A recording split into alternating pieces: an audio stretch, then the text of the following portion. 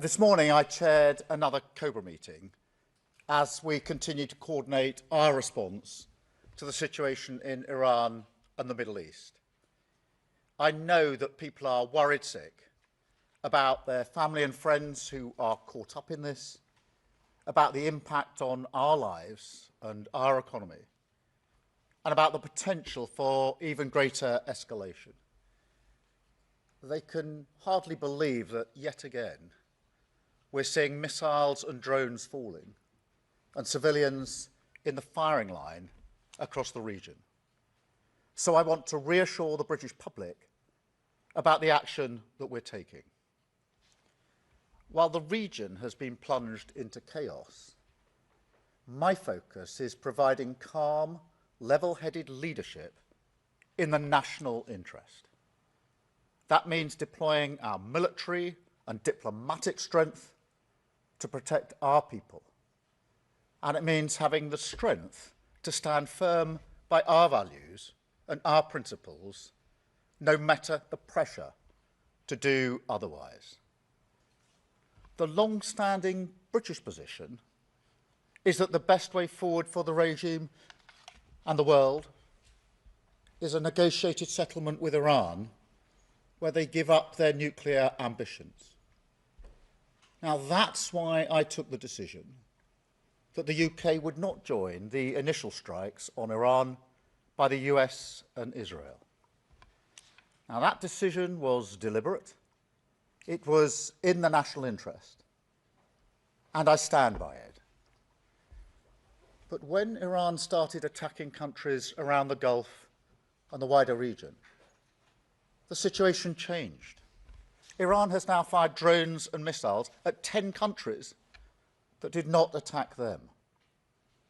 These are allies of the UK, where we have hundreds of thousands of British people, as well as British military personnel.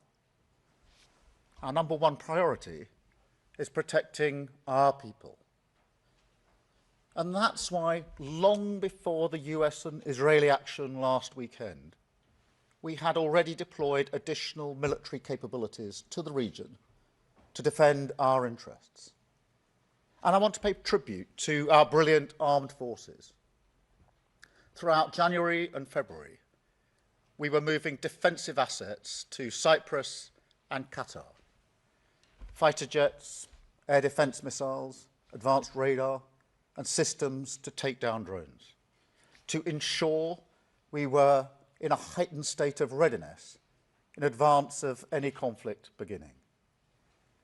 When the strikes began on Saturday, we immediately put those jets into the sky on a mission to protect our people and our allies in the region. And that is what they have done, flying over Cyprus and the wider region, shooting down multiple drones, at least one of which was heading towards a base housing British military personnel. Our jets were in the sky again last night, over Jordan, Qatar, and other partners, refuelling in the air to prolong their mission. And we're constantly resupplying our jets and our missile stores. And we are responding to requests from allies in the region for further help. I can announce today that we're sending 4 additional Typhoon jets to join our squadron in Qatar, to strengthen our defensive operations in Qatar and across the region. Wildcat helicopters with anti-drone capabilities are arriving in Cyprus tomorrow. The Defence Secretary is on the ground in Cyprus right now, coordinating our work and meeting our brave servicemen and women. We're deploying HMS Dragon to the Mediterranean.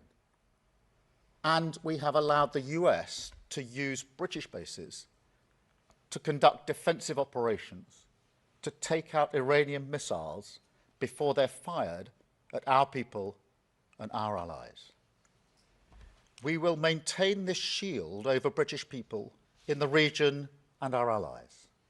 We are working to strengthen it every day. and we're working as fast as possible to get our people out. As of today, over 140,000 individuals in the region have registered their presence, enabling us to get them the information and the support that they need. We have rapid deployment teams on the ground in Oman and Saudi Arabia, and our consular teams are helping hundreds of the most vulnerable individuals. Despite airspace closures, we're working around the clock with airlines, travel companies and governments to open safe routes home. More than 4,000 people have now arrived back in the United Kingdom on commercial flights from the UAE, including vulnerable Brits identified by our teams. A further 7 flights are due to leave the UAE for the UK today. And I can report that our first charter flight from Oman took off a few minutes ago. We will lay on additional charter flights in the coming days.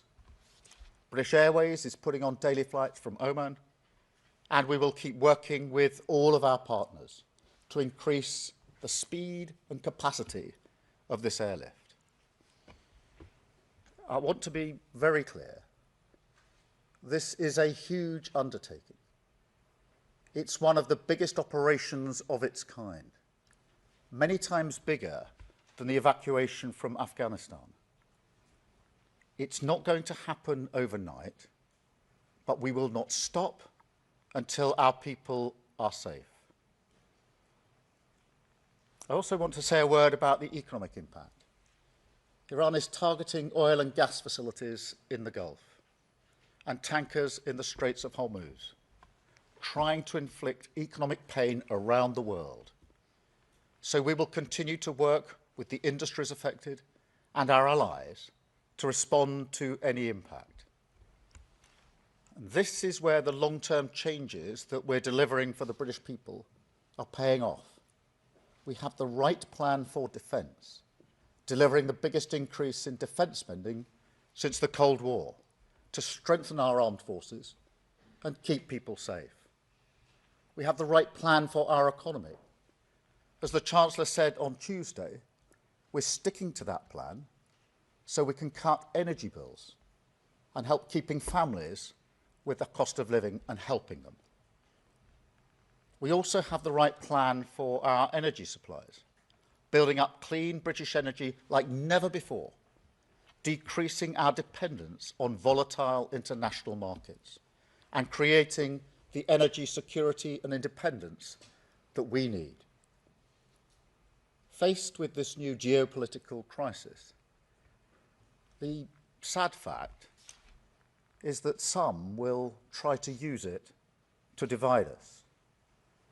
That's why the government is reaching out to communities across the United Kingdom, Jewish and Muslim alike, making sure that communities and places of worship have appropriate protective security in place.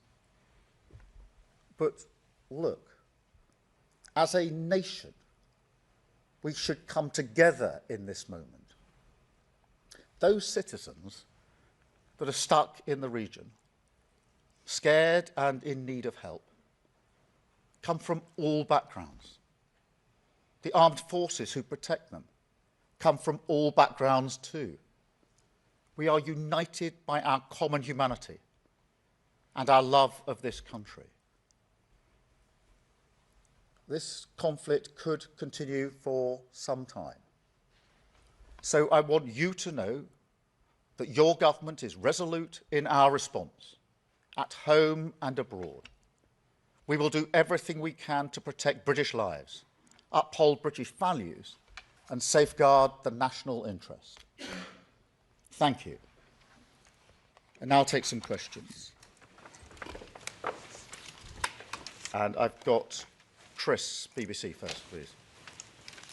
Thank you, Prime Minister. Chris Mason at BBC News. Can you address directly those at home and abroad who see your response and see indecision, prevarication and a lack of preparedness? Thank you. Yes, let me address that, because as I said a moment ago, we started pre-deploying to the region in January and February, particularly to Cyprus and Qatar, and that was fighter jets, air defence missiles, advanced radar and anti-drone systems. Now, we did that during the course of 8 or so weeks. We did that in conjunction with the US and with our allies, and we continue to bolster the capability that we have there to keep our people safe. So there's been a lot of pre-planning gone into this, a lot of pre-deployment that's gone into this, and I'm satisfied that we can keep our people safe, and we're working very hard to make sure that wherever people have registered their presence, we can help them with the information that they need and the support they need, and get them back to the United Kingdom as quickly and as safely as possible. Thank you, Chris. Robert Peston, ITV. Yeah, Robert Peston, ITV. Prime Minister, I was very struck by your choice of words. You said that you stand by what